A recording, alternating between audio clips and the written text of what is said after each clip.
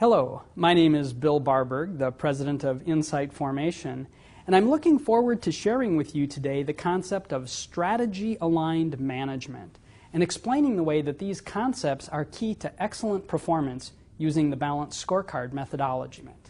And SMILE is an acronym. S stands for strategy, and the first step in the process is that strategy is clarified and confirmed. The M stands for measures, which are defined to track strategy execution. The I is about initiatives, which are prioritized and then implemented. The L is for listening and learning being practiced by the leaders. And E is to execute with empowered and engaged employees. And so the architecture is really what's key on this. And here we'll go through a few of the key terms of strategy-aligned management, or the balanced scorecard methodology. The perspectives that I talked about are not quadrants. They're these layers that help create a framework that describe how a strategy is going to be executed. And the classic perspectives, which work for most businesses that are for-profit organizations, are shown on this slide. You have the financial perspective, customer, internal process, and learning and growth. And the order is based on the cause and effect logic. It's not saying that one is more important than the other. The employee work typically is down in the learning and growth perspective. That doesn't mean it's less important. In fact, it's what drives the changes and improvements in the internal processes, which are carefully chosen to better deliver the customer value proposition, which, if that is improved, will help the financial performance of the organization. So the logic flows from the bottom to the top, but the perspectives don't tell you what the strategy is. Any business can use those perspectives. It's the strategic themes, which are often shown as vertical chains of objectives, that help you articulate what is your strategy, what are your choices. And the themes are made up of these cause and effect links between objectives, which are often shown as bubbles or little squares, connected by arrows, which are really hypotheses of cause and effect logic. So the objectives need really different voices and input to really develop a good strategy map, or a theme, which is a subset of a strategy map. The objectives in the top perspectives are really about strategic choices.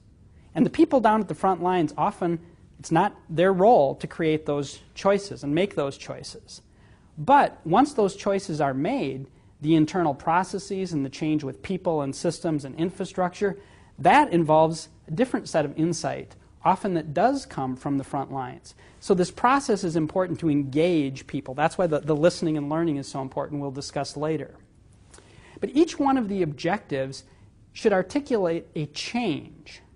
Where are we? Where do we need to be? So you typically have a name of an objective, a description, and then one of the key concepts of strategy-aligned management is to have a from-to gap for each one of the objectives. Where are we today, and where do we want to be? And if we make that change, will that allow us to drive what's above it? And that's the logic of the cause and effect arrows.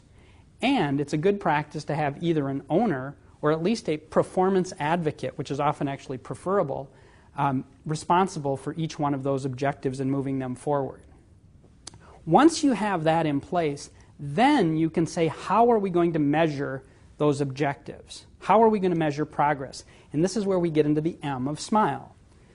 Objective owners may propose measures. You may have a team that represents the entire theme that can debate and refine the measures, and ultimately the executive committee needs to agree that this is how we're going to measure strategy.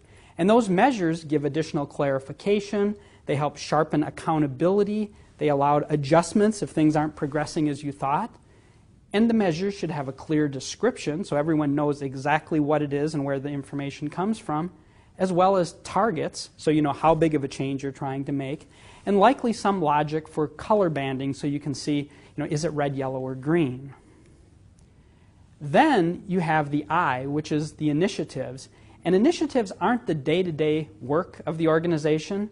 They're change initiatives, things you're trying to do to help change your organization so everything else works better. And they're often cross-departmental or cross-functional things that haven't been done because they're not in one of the silos which typically controls budgets and everything else. So it's bringing in, oftentimes, a new type of change initiative that's key to strategy execution.